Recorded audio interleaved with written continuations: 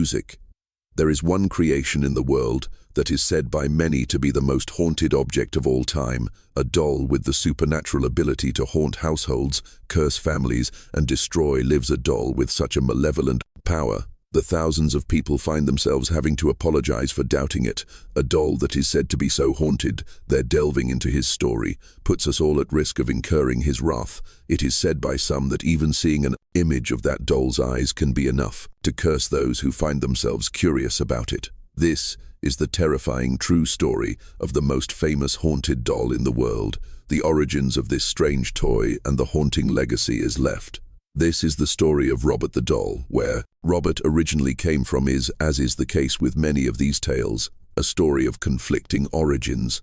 Some say it was a present from a family member who had been traveling and wanted to bring the young boy a gift from their time in Europe. Others say that a mage, who worked in the mansion that Robert would soon call home, was caught practicing voodoo rituals. When this was discovered, the maid was instantly fired, but just before she left, she would give a gift to the young man of the house. That young man was Eugene Otto, and that gift in either version of events was the doll that would soon come to be known as Robert. At the age of 4, when the dog came into his possession, Eugene wasn't referred to as Eugene at all. That was his middle name. His actual name was Robert.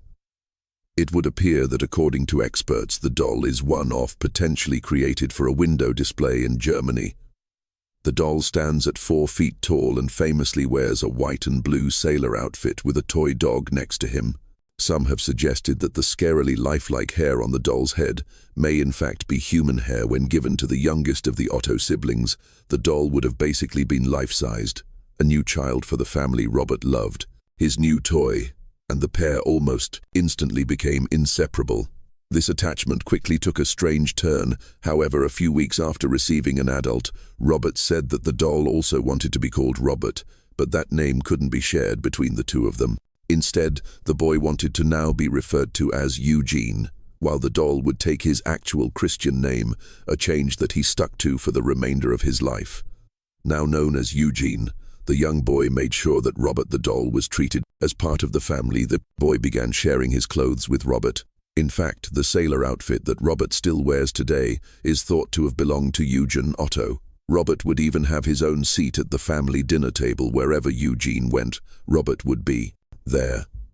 But then things started to get odd. Eugene would shut himself away in his playroom with Robert for hours at a time. The family would hear the normal sounds of their son playing with his toys, but it was when he was playing with Robert, specifically that they noticed something peculiar. They would hear his normal, youthful voice talking to Robert, but then would hear a player's coming in a much deeper voice. No one else was ever in the room of Eugene, just the boy and his toys. Music. The family were never able to get Eugene to recreate the voice in front of them, and he would be adamant that he wasn't creating the deeper voice himself. He had been talking to Robert, and Robert had been talking back to him both. Visitors to the house and family became convinced that the expression on Robert's face would change slightly when they weren't looking. Nothing drastic, but just something off about the face, making it appear different than it did moments before he was also set to move. But again, only when there were no eyes directly on him. It became a source of amusement for the family, as they began to convince themselves they were just paranoid and imagining things. It was just a doll after all. One night, Eugene's parents were awoken by panic screaming coming from his room. They rushed only to discover that every item of furniture in his bedroom had been placed upside down. Eugene pointed to the doll on his bed and told his family that Robert did it. This was just the beginning of the apparent paranormal activity. In the home, glasses would be broken, furniture moved, strange noises would echo around the large home. Eugene would always be there when these things happened, but of course, as they were never apart, so was Robert, and Eugene blamed all of these strange occurrences on his doll. In one incident, one of Eugene's favorite toys was found destroyed. The boy pleaded with his parents as they told him off that he wasn't to blame for it. It was one of his favorites. He loved that toy, but Robert didn't. Family had enough. They still assumed that they had let their imaginations run wild in regards to any paranormal occurrences. But it was undoubtedly true that Robert seemed to encourage bad behavior in Eugene. His parents decided it was time to separate the two. For what wouldn't be the last time, Robert was banished to the attic. something that despite all the trouble Robert seemed to be getting, the boy in Eugene protested greatly. He had become worryingly attached to the toy and was completely distraught at the fault of being apart from him. Locking Robert away didn't seem to stop the strange events, however. Over the years, servants who would come to work at the estate would often quit promptly after joining, with no explanation. Despite his banishment, the Otto family was said to hear Robert the doll moving frequently around the upstairs portion of the house, with his footsteps said to echo throughout areas of the property that were completely empty. He was even said to giggle in the middle of the night. Others claimed to catch glimpses of something white moving around the house late at night, but it would move so fast they would never get a clear look at what it was they were seeing. Most disturbingly, there are some reports that the person who took Robert up to the attic was the boy's aunt, who would shortly become the first recorded victim of the supposed curse of Robert.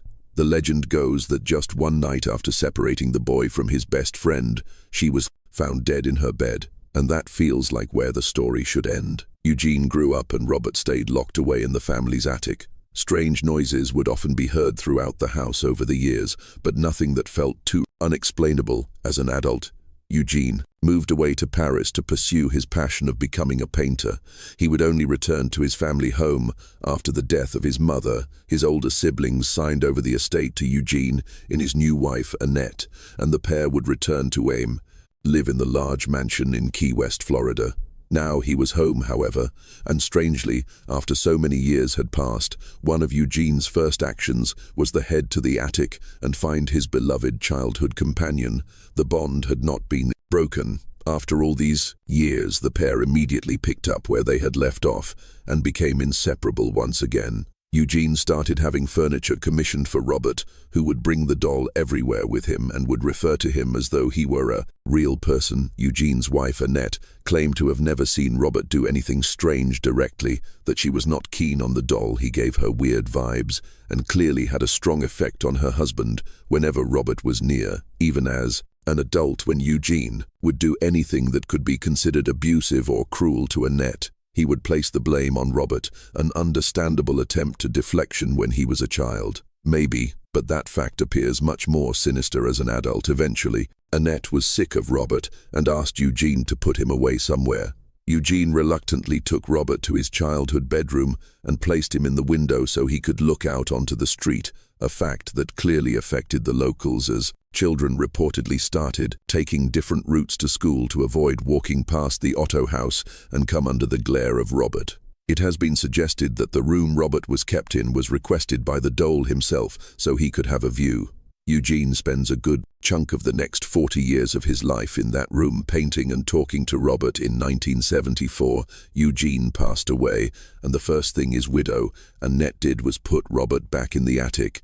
The dog clearly had a very strong impression on her, and something about it made her want to get away from it as quickly as possible. Later that year, Annette sold the Otto estate, leaving Robert behind. Become the problem of the new owner, one Myrtle Reuter. Myrtle started to hear strange noises inside her new home, footsteps and giggling late at night. 2. She lay in bed after some time and investigating. She began to realize that these sounds were coming from the attic. There didn't appear to be anything strange up there to begin with, and if it wasn't for what she was certain was the sound of laughter.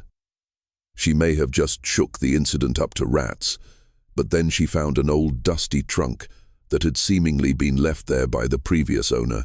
She carefully unlocked it, and inside, Robert Myrtle's immediate reaction to the appearance of Robert wasn't one of fear. She found the doll charming. She brought the cute-looking doll down with her in the strange hope that this would make Robert happy and keep him from causing a disturbance any longer. But of course, bringing Robert into the main house just amplified his apparent abilities. Myrtle said that any time she or any visitors ever said anything negative about Eugenoso, Robert's facial expression would change, whatever the strange relationship between Eugie and Robert might have been.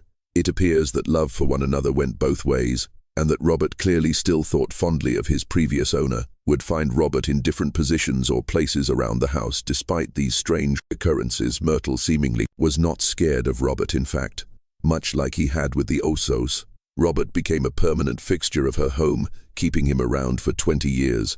While Robert appeared capable of mischief and strange behavior, it would seem that those close to him would form a strong bond with the doll. Seemingly, Myrtle and Robert's relationship was mostly positive. That was until everything changed in 1994. Myrtle moved out of the Otto house and took Robert with her. But Robert seemingly did not want to leave his old home. A few days into being in her new property, Myrtle awoke in the night. She walked to her bedroom door to go get a glass of water, but much to her confusion, she could not open the door. Myrtle struggled and struggled with the handle, but despite not being locked, she was seemingly trapped in the room. The remainder of what happened that night in Myrtle's new home has not been disclosed, but whatever took place this evening clearly was enough for Myrtle. The very next day, she donated Robert to the 42nd Martello Museum. Not long after this, Myrtle would be found dead. The details of her death have not been made public. Again, there are conflicting stories about how much Myrtle informed the museum's assistant director about Robert. Some reports suggest that she introduced him as a member of the Otto family and that he was haunted, and she just couldn't handle him anymore. Intrigued by the history the museum director agreed to take, Robert and others have said that Myrtle hadn't made it clear to the museum what they were accepting when they agreed to house Robert to them. It was just an interesting artifact from the turn of the century and a piece of local history. There wasn't really space in the museum for Robert when he first arrived, so to begin with he was kept in a back room, but Robert seemingly didn't want to be kept blocked up again. Workers in the museum claimed to see what they described as a white blur at times around the storeroom. Many of those who interacted with Robert found the doll unsettling, but while he was stored away, his legend was growing in the wider community. Visitors would come to the museum and request to see Robert's. Reluctant museum workers would then bring him out of storage so that the interested parties could meet the supposedly haunted doll. These requests became more and more frequent until the museum decided it was worth giving Robert his own display. The curator of the museum dismissed her co-worker stories about a possessed doll running around the Sims, a museum. That was until late one night when she was working alone, prepping the exhibition area for Robert to be displayed. Whatever happened to her that night, she has refused to speak about publicly, but something scared her that evening to such a degree. The witnesses claimed she came running out of the museum at the top of her lungs weeks. Later, another employee was the last one at the museum, so it was their responsibility to turn off all the lights and lock up for the evening. As they walked across the darkened car park to their car, they were shocked to see all the lights in the building turned back on simultaneously. 8 different switches controlled the lights throughout the building. It would have been impossible for a single person to achieve this. Robert has become a source of fascination and fear for the workers at the museum. One suggested that maybe they should show Robert respect by giving him his own display case and his own toy, a small stuffed dog to keep him company, but he didn't seem to have the desired effect. While the story is about Robert's past are sketchy, it isn't until this point in his story where people actively started claiming that Robert was capable of cursing anyone who gazed upon him, or at least anyone who didn't ask his permission first to begin with. Visitors would report strange occurrences when he tried to take photos of Robert's digital camera. Batteries would die in his presence and then begin working again. Once outside the museum, photos would come out blurry blank, or entire memory cards would be wiped of images, or in some cases the total opposite would happen. One visitor claimed they took a couple of photos of Robert, only to return home, developed the photos and discovered that every single one on the reel was of Robert. The museum decided to put out a set of guidelines for any guests interacting with Robert. Every visitor must introduce themselves politely.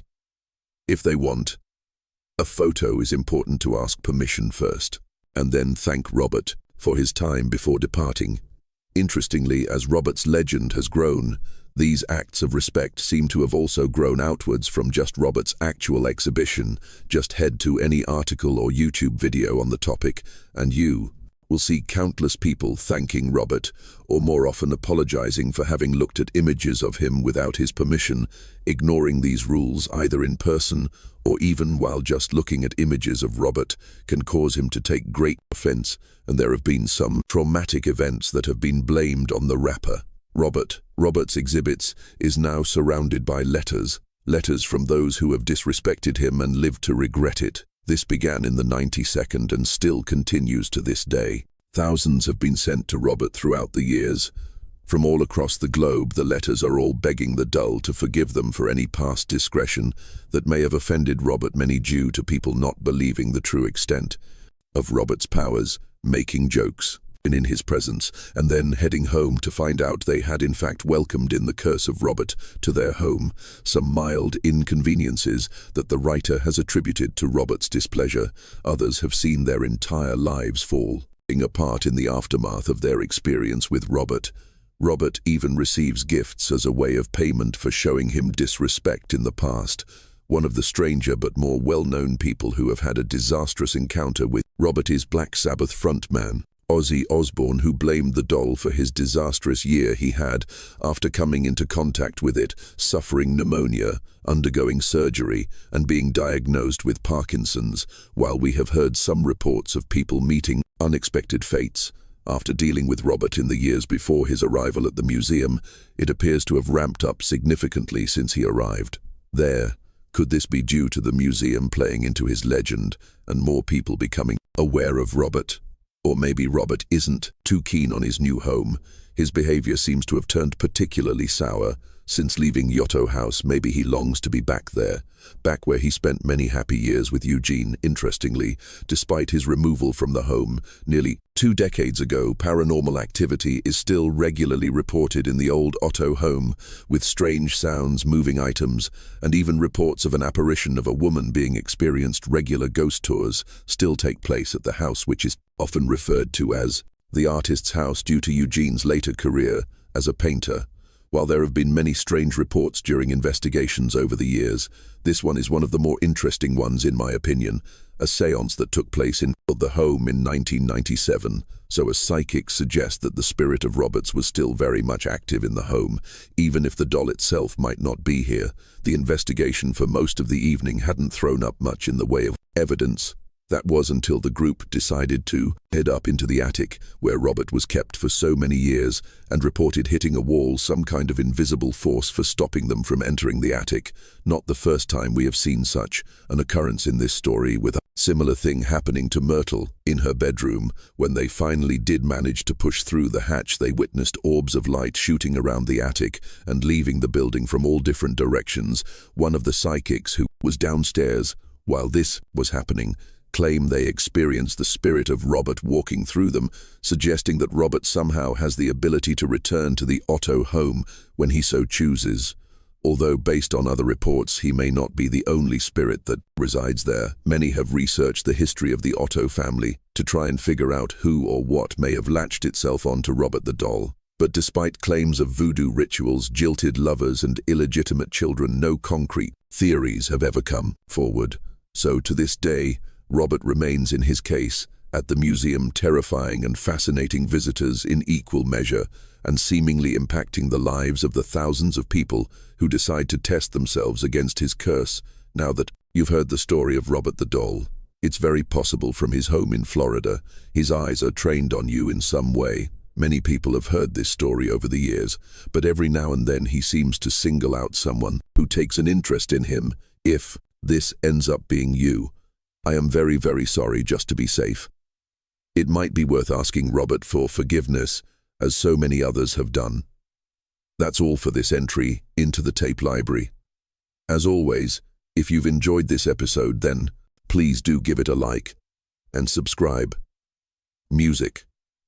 Until next time, pleasant dreams.